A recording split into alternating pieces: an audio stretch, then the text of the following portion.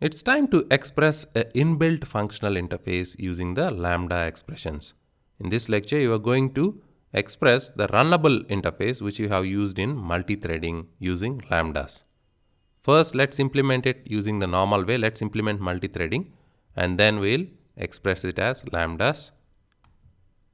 Right click, new class, my runnable IMPL implementation, and it implements. Click on the add button, the runnable interface from java.lang package.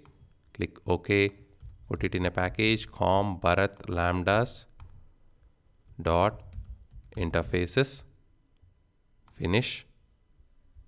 Runnable is a functional interface because it has only one abstract method called run. Let's implement it. Display a message for 10 times int I is equal to 1, I is less than or equal to 10, I plus plus. Do a sysout within double quotes, child thread. Save it. Create a test class where we'll start this thread, class test with a main method in the same package. Finish. Create the instance of runnable.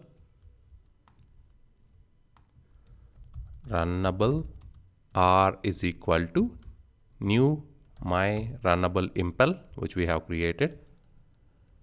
Thread T is equal to new thread R. In order to start off or kick off a thread, we need to create an instance of thread, pass it the runnable interface T dot start. That will spawn off the child thread, and in the main thread also let's loop through and display a message for 10 times int I is equal to 1, I is less than or equal to 10, I plus plus. Do a sysout within double quotes, main thread.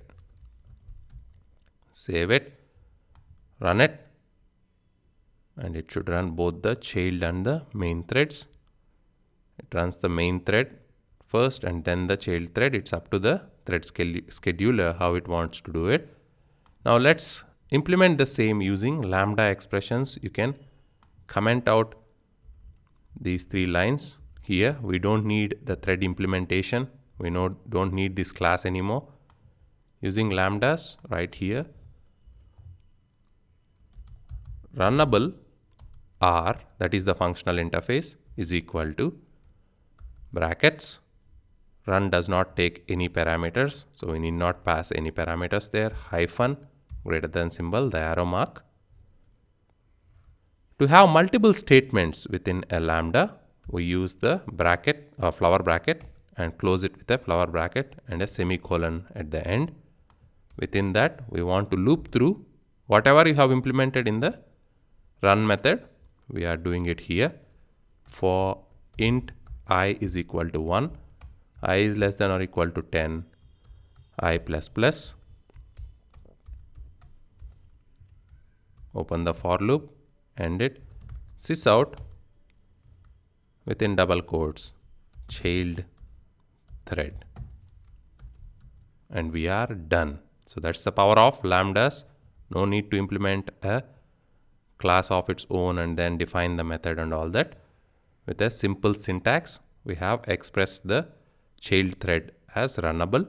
But to start it, you still need to create an instance of the thread T is equal to new thread, pass in the R to it, T dot start. You can copy over these 2 lines if you want to, but typing is not a bottleneck.